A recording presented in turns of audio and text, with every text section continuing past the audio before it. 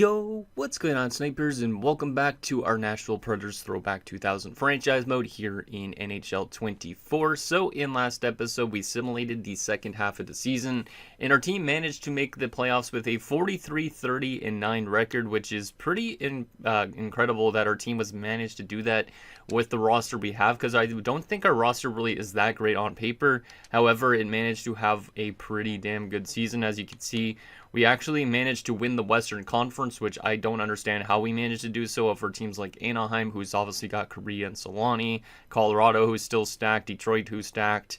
Like, it's just kind of incredible that we were the number one seed. Also, the Dallas Stars, who won the Stanley Cup before, are the 8th seed, which is interesting, and that's who we're going to be taking on in the playoffs. And then in terms of the entire league, we were a top 5 team, which to me doesn't really make any sense, but either does Montreal winning the President's Trophy. So going to be interesting to see if our team's success can continue into the playoffs, or if we're just making the playoffs just to make the playoffs or something like that. And obviously, if we lose in the playoffs, it's no big deal, because we're going to be probably making some adjustments in the offseason to basically give us a better chance at getting some good prospects in the 2003 draft, because this year's draft isn't super stacked. Next year's draft is very stacked, so we probably want to make some adjustments accordingly in this offseason to basically make our team weaker, so that way we have a better chance at getting like a top 5 pick next year, because there's like Patrice Bergeron, there's guys like Brent Burns in that draft, so there's a lot of different players that we could pick up if we are able to blow this team up in the offseason. So I guess this is just like a little bit of a preview on what we could do in the playoffs. If we lose, which I think we might, it will be pretty good for the team in a sense, but also it'll just give us a little bit of experience in the postseason. Now, the Dallas Stars team we're facing is obviously a very good team. They obviously would have won the Stanley Cup in year 1, but I don't think they did in this year's. I can't remember who won the Cup in year 1, if it was the Devils or what, but here is what the Dallas Stars are looking like. I think they've been to a final at least. I'm not too sure if they've won a Cup yet in this year's or not. But you can see Joe Nundyke is still there, Mike Modano, Brett Hull is still there. Like, it's a pretty old team in a sense, but they have some really stud players. Brendan Morrow is still there, Kirk Muller, Yuri Lettinen has generated some good growth as well. They also brought in like veterans like Renberg, Miller, Corson still there. You have a fourth line with Dackel, who was brought in, a young Jamie Langenbrunner, and also a relatively young Richard Zednik. Defensively, they've definitely changed up quite a bit over the years, because they don't have Sergei Zubov anymore. Obviously, Sergei Zubov was a free agent signing by the Pittsburgh Penguins in year number 1, but they do still have a good defensive core with the likes of Sidor, Jason Smith, Richard Maffichuk, Darian Hatcher, Eric Weinrich, and Brad Lukowicz. And then goalie-wise, this is where it's very interesting, is right now there is an injury to Ed Belfour. He will not be playing this entire playoffs, which is great, but we are going to have to be playing against a young 21-year-old Ilya Brzgalov. So he only played 26 games this season. He was called up midway through the season, probably just because of the injury. And then you also have Mike Bales, who's 73 at 30. He's not really anything. He's just an AHL starter, but he played 29 games this season.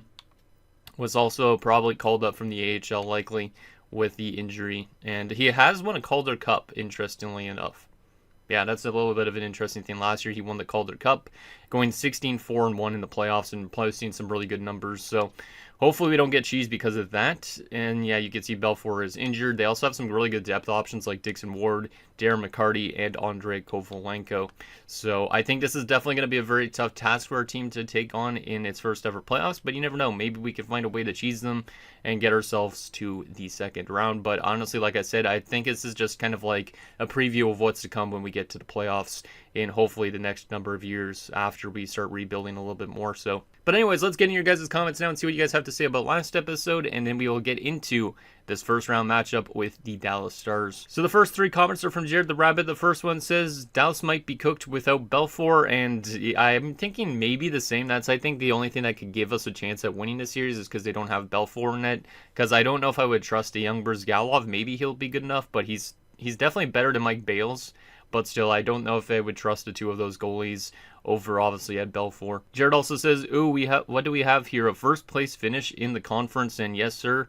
I was not expecting to win the Western Conference, because at the beginning of last episode, I think we were like 4th or 5th place in the West. So I was expecting kind of like a bottom half of the order where we finished like 6th or 7th, something like that. But our team had a really solid second half of the season, which pushed us up in the standings to win the Western Conference. Now, what's also kind of interesting about the standings is technically if we were an Eastern Conference team, so just say if we were an Eastern Conference team instead, that 95 points would literally have us in 4th place. So, yeah, obviously, the Western Conference is not as strong as the Eastern Conference, I would say, because the last playoff spot in the East had 80 points. The last playoff spot in the West actually had 82, so I guess it's a little bit stronger in this area, but it's not as top-heavy as the Eastern Conference is, so that's kind of interesting to note.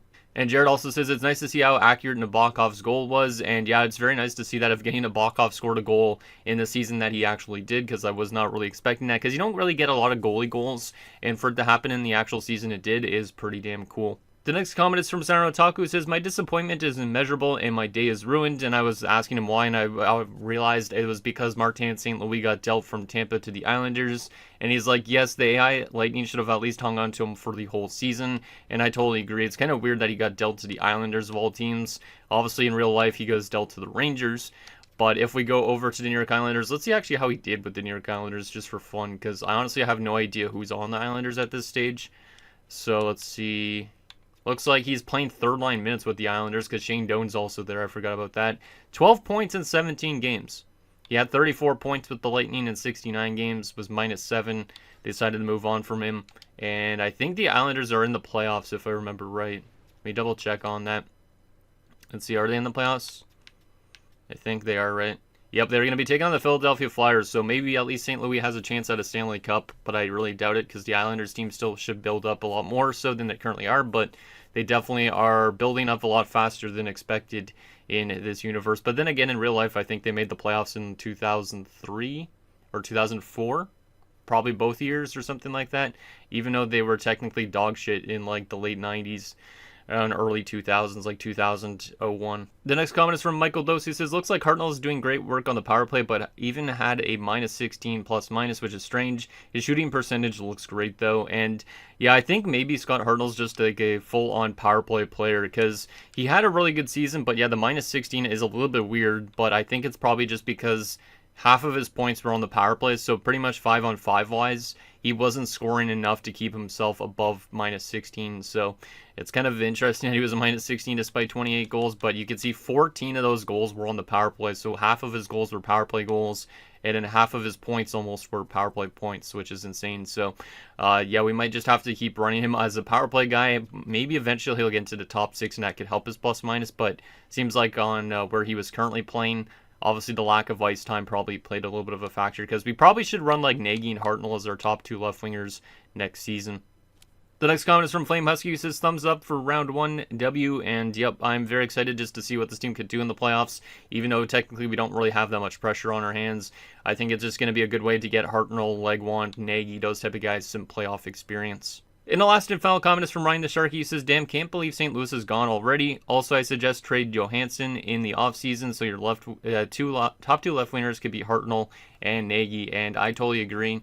I think that's probably something we'll look into this offseason, is moving on from Andreas Johansson, just because Nagy definitely is ready to be that top line left wing guy, and Scott Hartnell should probably be the second line guy, and maybe that will help his plus minus like I was mentioning, because the top 6 looks like they were good plus minus wise for the most part, and meanwhile the bottom 6 definitely struggled a bit. So there is that, and I think we are ready to pretty much get into this playoff matchup and excited to see what we could do. And obviously, if we lose in this playoff round, it's okay. We're just getting some experience, and then hopefully we get some accurate cup results. Carolina didn't make the playoffs this year, so we aren't going to get an actual final from 2002, unfortunately.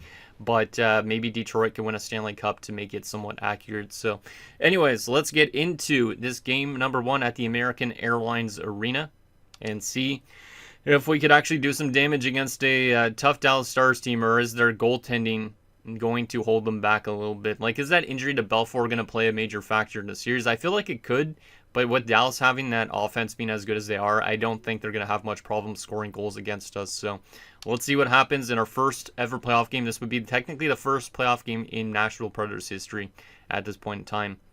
First period of game number 1. And it's 1-0 Dallas. Okay, that's not a terrible start, but we are being outshot 18-6 after one period, which is pretty bad.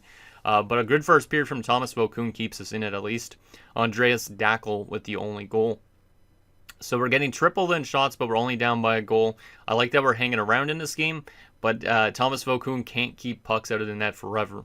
So I do feel like we might give up multiple goals in the second period unless our team starts shooting more and getting more chances to score and tie this game up. Let's see if we could get our first ever playoff goal in franchise history. Come on, guys. Second period. 3-0. Yeah, that's exactly kind of what it was just saying. Mike Modano makes it 2-0, and Jason Smith, of all people, scores literally like 20 seconds later, just under 20 seconds later, to make it 3-0. We're being outshot 30-12. This is exactly kind of what I was expecting to see from our team. But it's only game one, so who knows, maybe we'll have a better outcome in the next game. But so far, the offense has not been getting enough offensive chances, and we've given up 3 goals, which isn't terrible. I definitely say if there's any positives to take away from this game so far, it's that Thomas Vokoun has at least made some big saves and kept us close in this game. Like, we could definitely still get back into this game, but I feel like it's a little too late at this point in time. Let's see what happens in this third period, see if we can still get that first ever playoff goal in franchise history. We do, and of course it's the guy we might have to move on from in the offseason, Andreas Johansson. But Brendan Morrow answers back to make it still a 3-goal lead for Dallas. Shane Corson makes it 5-1. As Vokoun is starting to fall apart a little bit here. He had a great first period, but like I was mentioning, he can't stop pucks forever. 6-1 Renberg. Can we get another goal late or no? No. 7-1 Yuri Letnin adds insult to injury. We lose 7-1 in game one, and that's exactly what I was kind of expecting. We only scored 1 goal, but we only had 19 shots on goal the entire game. Dallas had 44. So I wouldn't really put that game fully on Thomas Vokoun. I would put it on our offense for not generating enough chances, and also our defense for giving up too much grade A chances on Thomas Vokoun probably. So not the best first game in playoff history, but like I said, I kind of expected to not have a great run this year. And hopefully we can maybe have at least one win in this playoff run to make it a little bit worthwhile. Because now we're pretty much just cheating ourselves out of a lottery pick by making the playoffs in a sense. So Johansson from Walker and Johnson is our first goal in playoff history at the Gaylord Entertainment Center, which would be the name of the arena at this point in time. Probably people would find a way to cancel the name of the arena nowadays just based on the fact that it's a company. Like, I never heard of that company before until, like, NHL 2004 or something like that, I think. I don't know. Back in those days, I remember always hearing, like, Jim Hughes and Craig Simpson talk about the arena names. So that's how I always remember them. All right, so not a great first game. Maybe I make some adjustments after that first game to try and get our offense going a little bit more because we need to generate some more shots on goal than only 19 shots. Maybe this is the time to put Nagy on the top line, Hartnell on the top line, and Johansson can play on the third line, even though he technically just scored our first goal in playoff history. Might as well try and flip-flop some things around here. While we have the time to. Yeah, let's flop that around. I don't really care too much. Yeah, Vokoun had the 840 save percentage, so he definitely fell off after that first period, but I'm still not fully putting it on him. I think it's just more on the fact that our defense was just not great. I'm almost debating about also putting Patrick Cote in just to, like, rough up the Dallas Stars a bit, so I think I'm going to scratch Denis Arkhipov. Yeah, I'm going to scratch Denis Arkhipov for a game and give the enforcer Cote a chance. I'm pretty sure Patrick Cote actually also played for the Dallas Stars at one point. So we'll just bring him in just to see if he can punch some faces, and maybe that'll give us a better chance at winning the game. Because who knows, maybe he injures Mike Modano, and maybe we can get back into the series. So let's just put the face puncher in and see what happens. Do what they would have done back in those days. Get somebody gritty out there to just throw some hands. Okay, let's get into game number 2. We're still on home ice. Can we tie the series up at 1, or are we going to lose both of our home games headed to Dallas? Come on, boys. I think I said it was at the American Airlines Center at the beginning of this episode, that our first game, but it's because I didn't even remember that we had home ice advantage for some reason. Oh well. First period of game number 2. Scoreless, hey, I'll take it, but we only had 5 shots on goal, so we're still generating not enough chances on goal if we want to be able to test Brzgalov. Like, Brzgalov's been good, but he hasn't had to face that much shots, so If we could start generating chances, maybe we could start scoring on him. But so far, he's been good. Good first period from Thomas Vokoun again, just like last game. However, we are being doubled up pretty much in shots as well, which is not a great thing. So definitely need to play a little bit better in the second period and see if we could break this goose egg. Let's see what happens in the second period. Second period. 1-0 us. Let's go. Good start to the game, I guess. We only have 12 shots through 2 periods again. We're still just not generating enough chances. So at some point in time when our team becomes more offensively driven, we should be able to score more goals. I think our team was a better defensive team this season, and that's maybe why we're playing this way in the playoffs. So we just need to win these close defensive games and not give up a lot of goals, and we could win games. Rhett Warner scores our only goal, which is kind of not who I was expecting to score a goal, but I'll take it. Shots 27-12 in favor of Dallas. Can we lock this game down in the third period and get some insurance? Because Thomas Vokoun has been playing pretty good in this game so far. Penalty kill. Nicely done, penalty killers. Yeah, Vokoun's been good in this game. That's exactly what I need from him. And in our offense is not doing really anything, but they're able to hold on to this lead potentially. Final few minutes. Still up by 1 goal. And there's an empty net goal from Scott Walker. The Nashville Predators have won their first playoff game in franchise history despite being outshot 38-20. A great performance from one Thomas Vokoun. Let's go. So that's the type of game that our team is good in. Is these close games where we don't score a lot and we just suffocate the team offensively. If we give up a lot of goals, that's when we don't have really the offensive skill to get back into the game. So Warner from Bordelot and Mike Watt, Walker from Johnson and Scrashton's. But I did see that there was a fight early into the first period, and it's exactly who I was expecting. The face puncher Patrick Cote decided to fight Richard Zednik of all people. It's interesting. And that was his only fight, but I did want him in the lineup just to fight, and he did that in the first period and set the tone. So shout out to Patrick Cote, who will probably stay in the lineup for next game. But yeah, 38 saves from Vokoun. He was great. Gets first start of the game. Rhett Warner to second start the game-winning goal, and Scott Walker picked up the empty net goal. So yeah, we're definitely not an offensive team. We only have a total of 3 goals in 2 games. We're getting outscored in the series still, but it is tied at 1, which is nice. So the question is now, are we able to play our good defensive hockey in Dallas as well, or can we only play like that on home ice? So let's keep the team the exact same and see if Thomas Vokoun can play good in this next game as well. Like maybe this is going to be this series where basically we get blown out in the first game, but then Dallas can't score any goals going forward. You never know.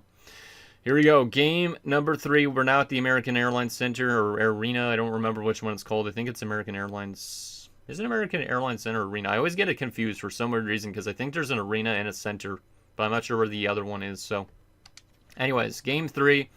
Let's see if we could take our first lead of the series. We do have a nice, great defensive game in game 2. Can we play like that in game 3 as well? First period.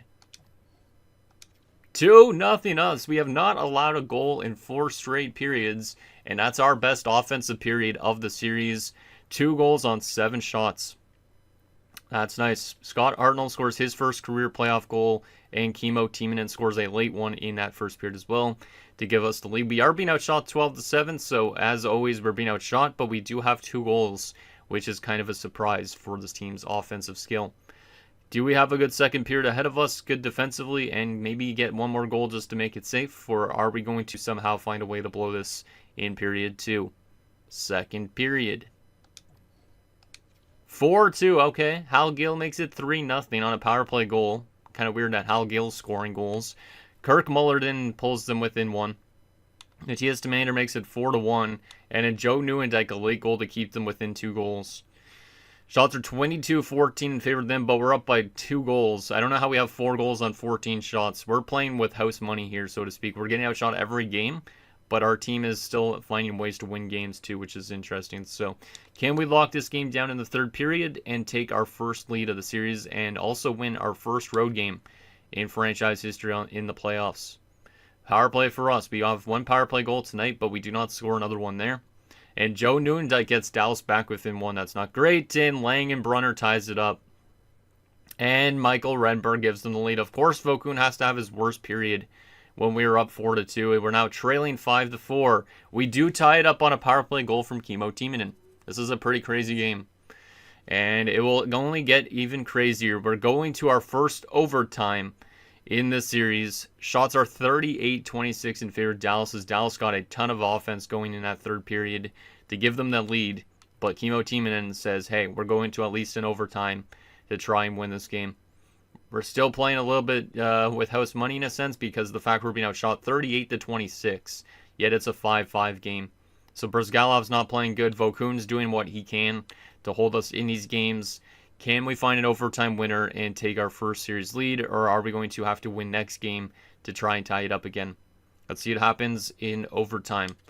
Who wants to be the hero? And Dallas scores immediately. Of course, it's Mike Modano. Rick DiPietro was put in net, which is kind of questionable. I don't know why Rick DiPietro was put in net. But Mike Modano has won the game for the Dallas Stars, as Dallas has regained the series lead. That's the first shot of overtime as well. Yikes. Well, that kind of sucks, considering we looked like we were going to take a series lead after that second period, but we blew it. So Hartnell from Scratchins, Timonen from Bordelot and Watt, Gill from Timonen, Walker, Tamander from Johnson, and an illegal from Timonen, from Walker and Johnson to get it to overtime. But of course, Mike Modano ends it. Damn, man. Yeah, Mike Modano's been definitely one of the better Dallas Stars players in terms of offense so far in the series.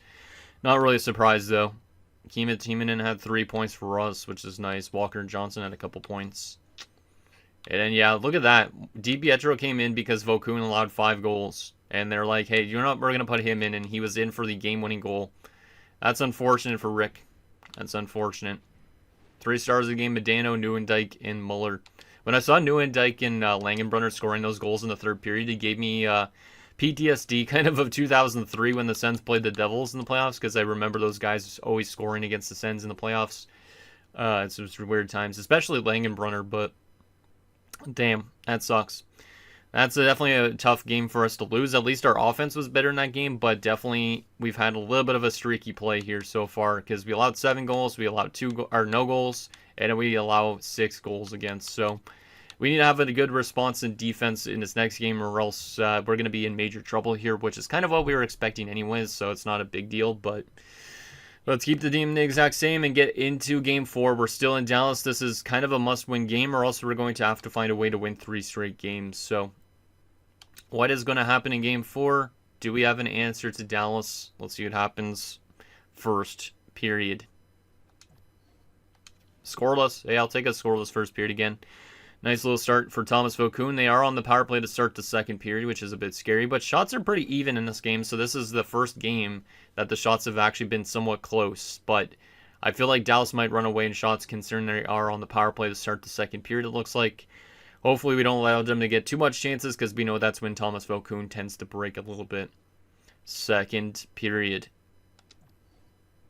1-0 Dallas. And it's 1 goal. It's not bad. We are out shooting them now 27-20. So, of course, this is the game that Ilya Brzgalov's actually going to have a solid effort in. We're down by only 1 goal, so we could still tie it up. But Eric Weinrich has their only goal. Can we find a way to tie this game up in the third period, or is the guy that's scared of Bears going to block us from scoring a single goal? Let's see what happens in period number 3. Come on, guys. Just say the word shutout, and maybe we could jinx them. Maybe we could jinx them. Couple power play opportunities. We do not score on them, though. That's not great. Of course, it's our best offensive game in terms of generating chances, but we can't score goals. But Mike Watt says, hey, we do have a goal in us, and it has tied the game up. It only took like 40 shots on goal. And a heartbreaking goal from Brett Hull in the final minute of play. And unfortunately, we're now down 3-1 in the series. That's a terrible angle of a goal, too. Actually, no, that one's from the center dot. Mike Watts was a terrible angle. But Brett Hull, doing what he does best and score clutch goals in the playoffs. This one was not in the crease, so at least it's a good goal. Shots 40-25 at the end of that game, but we lose by 1 because of a late, heartbreaking goal. Damn, man, that sucks. That looked like another game that could go to overtime, and then Brett Hull has to score a goal. So Mike Watt with the only goal from Bordelot into Mander.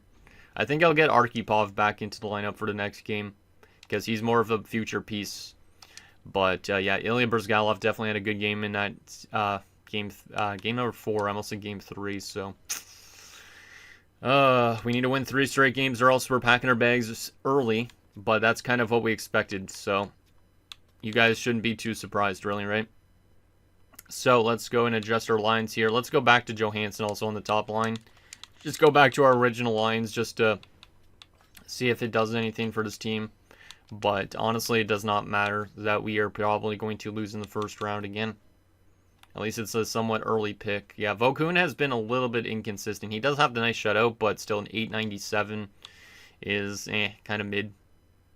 I don't think there's anybody else I want to get into the lineup, though, so I might just readjust this a bit. Go back to Warner with teaming again. And yeah, that rest of that could stay the same. Okay. Alright, we'll see if we could win somehow. 3 unanswered games, I doubt it. But I am going to be curious on who wins the Stanley Cup this season. Philadelphia's on to the next round, and they're the only team that's moved on so far, apparently. Alright. Well, can we survive and keep our season alive? We have another home game, looking to win our second career playoff game. We've only won 1 game so far, in Game 2. Can we extend the series a little bit longer, or are we going to pack our bags just as expected? Let's see what happens. See if we can get a good response from this team. Let's do a real-time simulation because it's an elimination game, but honestly, it's not that important, but still I want to kind of do real-time simulations anyways. Nieuwendyk makes it 1-0 with a goal 4 minutes in. Not a great way to start off the game for Vokun. Do we have an answer to that? Couple power plays, no goals on them for either team. Final few minutes of the opening period. We do tie the game up. Greg Johnson, let's go Greg. Let's go. Shots are 12-12 after 1, so another even game so far in terms of chances, which is nice considering the first, like I said, the first few games of the series, we were getting completely blown out in shots, but our team is managing to find those legs a little bit and get some chances on goal, which is nice, but we're still obviously trailing in the series. Can we find a way to get the lead in the second period? We have not had the lead yet in this game, and Joe Nieuwendyk scores immediately to start the period, but Tom Fitzgerald answers back with a power play goal. Good to see us having an answer to that Nieuwendyk goal, but that was not great to give up a goal 58 seconds into the second period. Our power play has been okay, I think, in this round so far, because I've seen a couple power play goals so far, which is great. So at least special teams seem to do some work on this team. Shots are 22-19 in favor of us. It's a 2-2 game after 2. What is going to happen in period 3? Is this going to be our final period of the season, or are we going to be able to find a way to get it to another game? Let's see what happens in period number 3. Come on, boys. Let's get that next one. Who wants to be the guy? I'm going to call on Greg Johnson. Oh, Mike Wilson of all people. Takes us to the lead. Let's go, Mike. Let's go. 3-2 lead. We have our first lead of the game, I think. Can we get any insurance or just lock this game down? Final few minutes, and we are going to lock it down. Mike Wilson's goal is the game-winning goal. We have survived another day. We are going to be going to a Game 6 to try and tie the series, which is nice, but I don't know if that's going to be possible because we got to win in Dallas. Final shots were 29-28 in favor of us. We win by 1 goal on a Mike Wilson third period goal. So Greg Johnson from Rhett Warner and Andreas Janssen. Tom Fitzgerald from Steve Sullivan and Scott Walker. And you had Mike Wilson from Greg Johnson and Andreas Johansson. 3 stars of the game. Joe Nieuwendyk, the first star. Greg Johnson, the second star. And Thomas Vokun, another solid game, gets third star. All right. The question is now if we're able to win on the road to force a Game 7, because if we could win in Dallas and force a Game 7 back on home ice, anything could potentially happen. So let's keep the team the exact same and see if we can force a Game 7. This is definitely going to be a tough task, though, because we've lost both games in Dallas so far. Both of them have only been by 1 goal, though. So there is a chance we could win in Dallas, but obviously it's going to be a very tough atmosphere to win in. Like, at this point in time, it would have been, at the beginning of the series, it would have been Reunion Arena still, I think. Yeah, actually might not have been American Airlines Center at the beginning, but then Reunion Arena got tore down. So I think that was in 2000 that Reunion Arena was, like, demolished. I gotta look up about that. Reunion Arena. Reunion Arena, when did it close? Oh, it was demolished in 2009, but the last time the Dallas Stars played there was like way back. A lot of you guys probably don't even know what Reunion Arena is, but if you do, shout out to you. Yeah, I think it was 2000. Yeah, 2000 was the last year that they played at the Reunion Arena. I'm pretty certain on that. So that means that technically this arena would be American Airlines Center in 2002, but at the beginning of the series it would have been Reunion Arena. Okay, can we force a game 7? Back on home ice. Let's see what happens if we could win in American Airlines Center, or whatever the heck the arena is called. I don't know if it's arena or center. I always get it confused for some friggin' weird reason. But let's see if we could force a game 7 and win on the road here.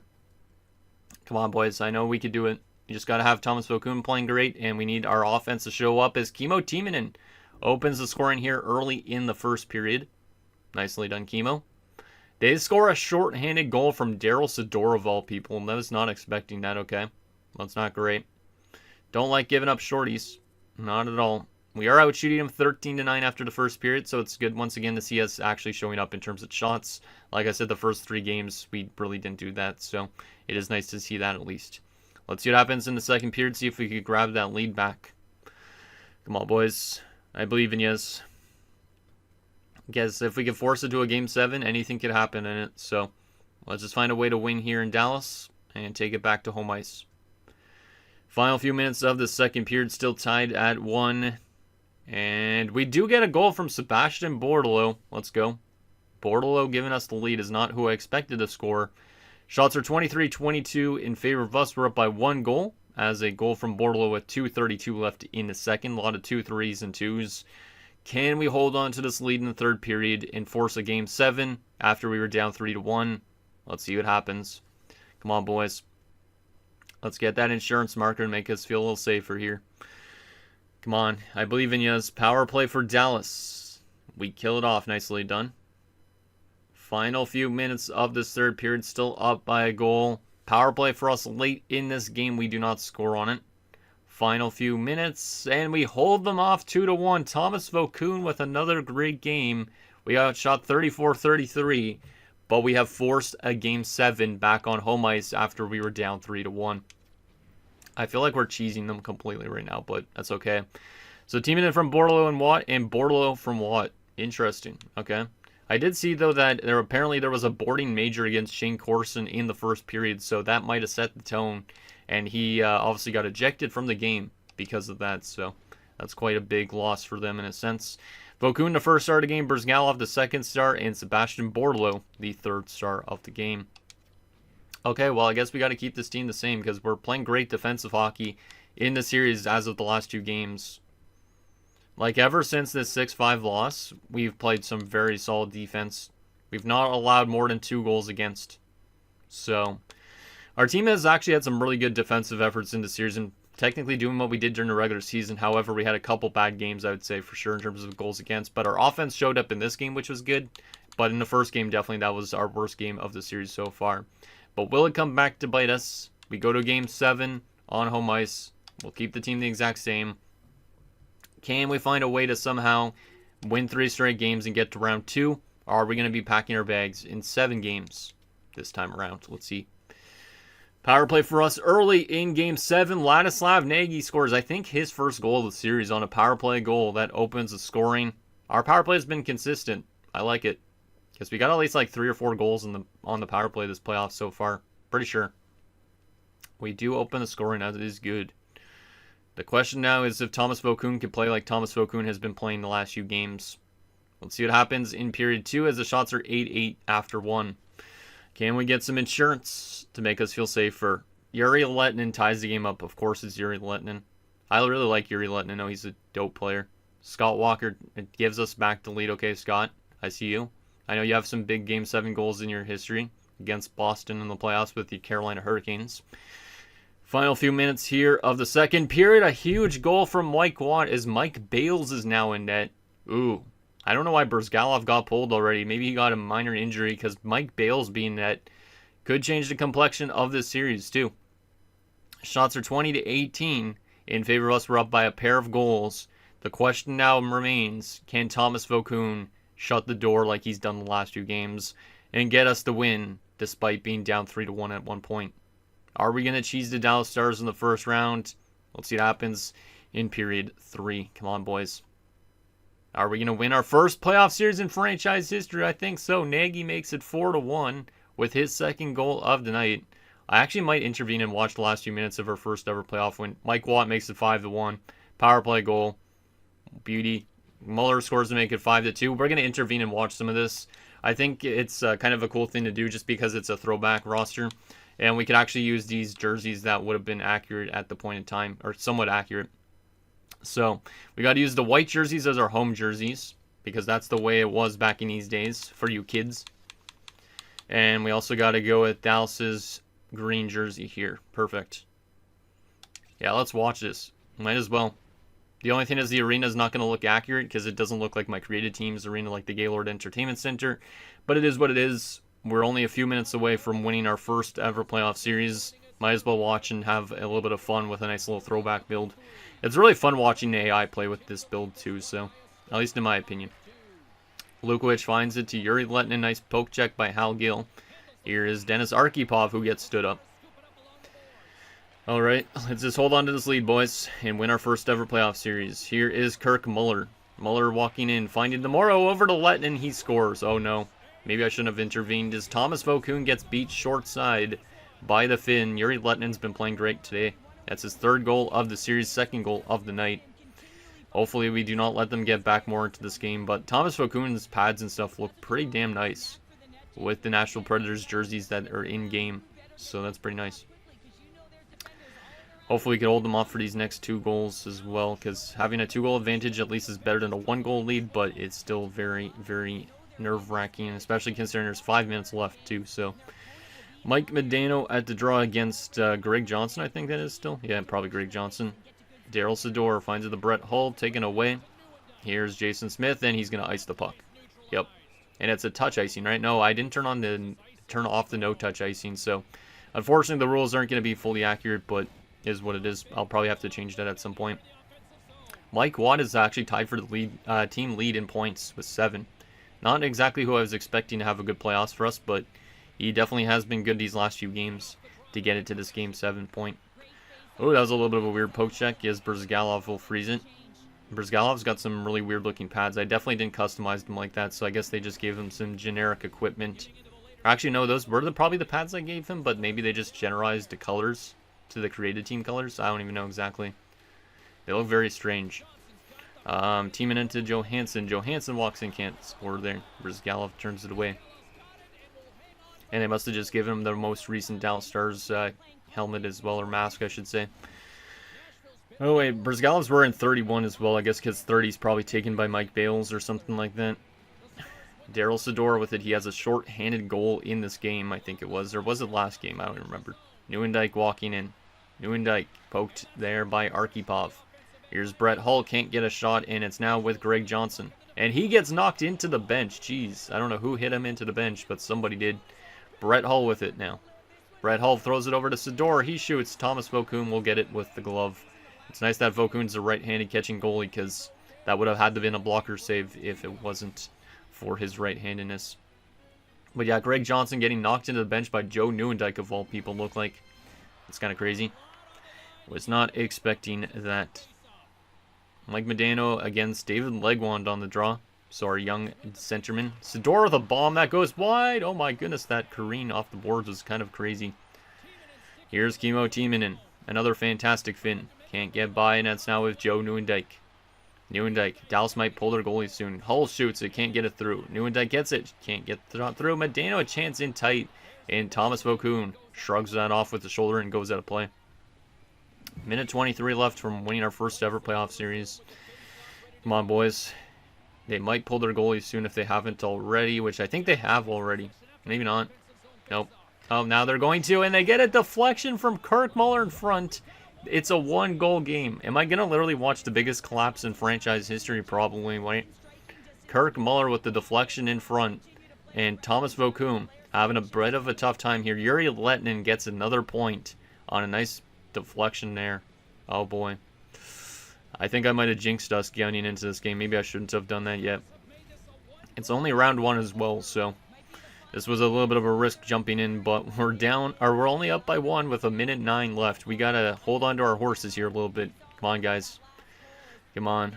Just Don't let them get back into our zone. Nice pickoff by Sullivan, who's wearing 27 because I guess 26 is taken.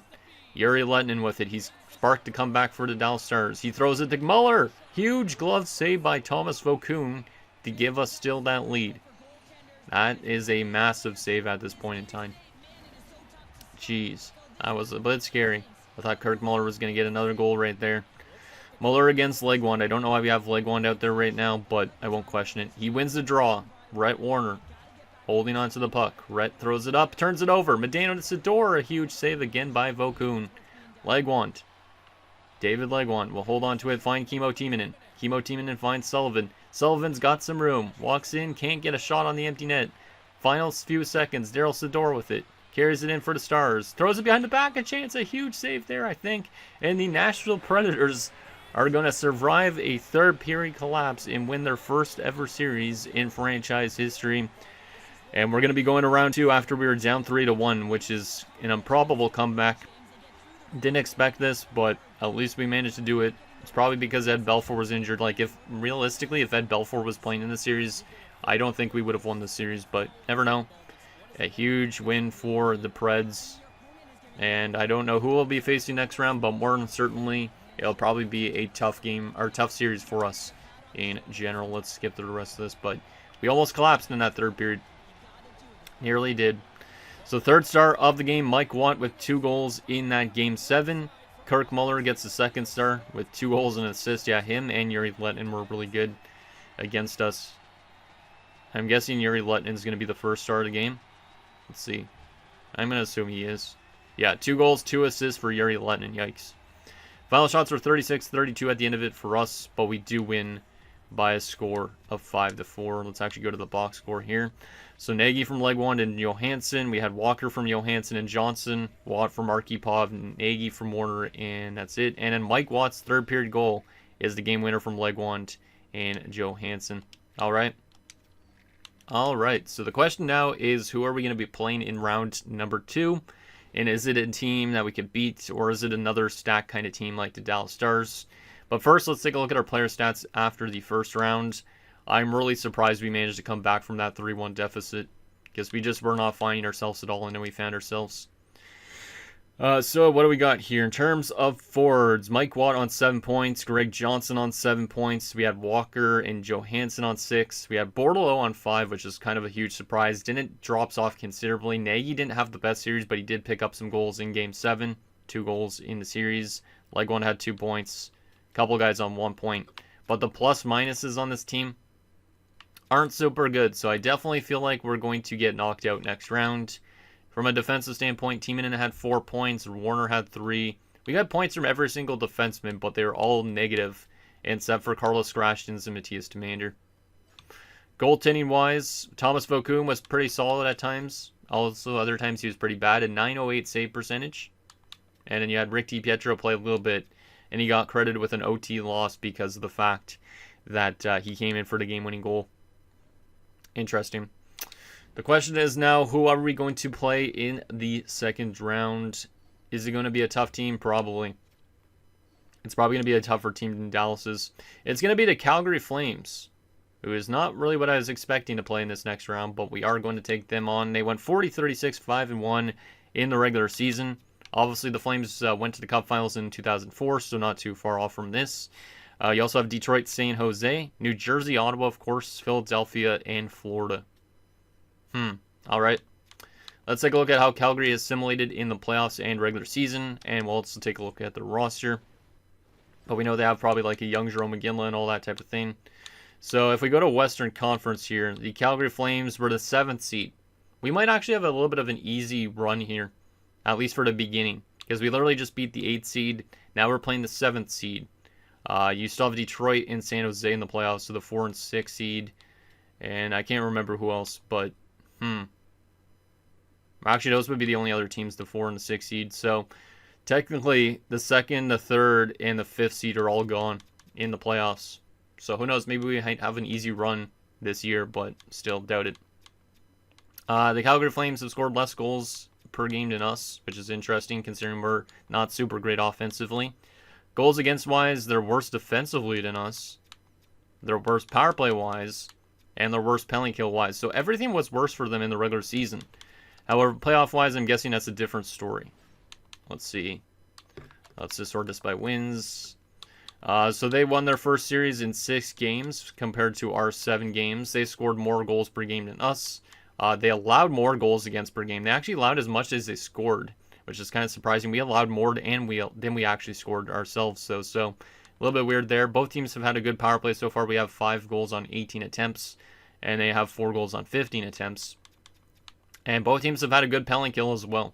So both teams have done good special teams, but have been kind of mid 5-on-5, it seems like. Alright, so there's that. Let's take a look at what these Calgary Flames look like, because I honestly have no idea what to expect. I know Jarome Iginla is going to be there, but I honestly have no idea what they've brought in over these first few years of this franchise mode. So, Calgary. First line, Christian Huselius. So yeah, that's right, they traded for Huselius in this universe too. Savard and Jarome Iginla. So Mark Savard being still in Calgary is interesting with Jarome Iginla and Christian Huselius. Pretty good top line. Second line, having Steve Bajan is definitely a choice. They definitely have a huge weakness on the left side, and that might be a place we could exploit a little bit. They also have Jeff Shantz, who somehow got to an 87 with Valerie Bure. Third line, Sergei Krivo-Krasov, Justin Williams, and Oleg Saprikin. Yikes. And then fourth line, Rico Fata. Jordan Leopold's playing fourth line center, probably because of an injury, my guess, and Chris Clark. So that right wing side of things is great. The center depth is good, except for obviously Leopold playing there. And the left wing side is pretty damn trash. Defensively, you got Robin Regeer and Derek Morris, Brad Ferentz and Philip Kuba. You have Ozzy Vananen and Tony Ludman. Okay. Kind of funny seeing Brad Ferentz there since Andrew Ferentz played there. And they're not related, but it's just kind of funny that there's a Ferentz on the Calgary Flames still. Goaltending wise, they have J.S. Jaguar. Oh man, this universe where Calgary didn't trade Jaguar. That's kind of an interesting universe, definitely. Wow. Yeah, that's actually pretty damn cool. So J.S. Jaguar at 24 years old. Mike Vernon at 39 is still being their backup. Just kind of insane. 39-year-old Mike Vernon. And then they also have Jason Botterill, who's currently out with an injury. So he would probably be their center, my guess. Let me just double check these face-off stats. I think Botterill could maybe win more face-offs. No, never mind. I don't know who they would use as that fourth line center, but it would probably be Botterill, and then Leopold would be scratched on the defensive side of things. Yeah, it's kind of an interesting team. They definitely have some good forward talent, especially I'd say Krivo-Krasov, Bure, Iginla, Savard, Shantz, and Justin Williams, and Huselius. But these other guys, a lot of these guys are like fourth line / minor checking forwards apparently, so they don't really have the best depth on that left wing side, and I think that's definitely an area where we could definitely try and beat them. Now the question is, how long is Jason Botterill out for? Because that could play maybe a factor in a sense, because obviously playing Leopold as a fourth line center might not be the best idea in the world. But let's see. Botterill is out till May the 4th, which means he will be back for the series. He's only with a hip pointer. So yeah, he will be back for I think like a game 3 or 4 probably, right? Yeah, it's probably going to be like game 4 around that he'll be back for. Like his injury should be playable for somewhere around this point. So we should be able to win some games, I think, against them, but also containing Jarome Iginla is going to be definitely a tough task. But anyways, guys, that's going to do it for this episode of our Nashville Predators Throwback 2000 franchise mode. So in next episode, we'll take it to the second round of the playoffs, surprisingly, against the Calgary Flames, as we look to go to a conference final somehow after what was kind of a kind of a weird first round. I don't think we're going to have a chance in the second round, but you never know what could happen if luck is on our side. So anything down below, and I'll see you guys next time.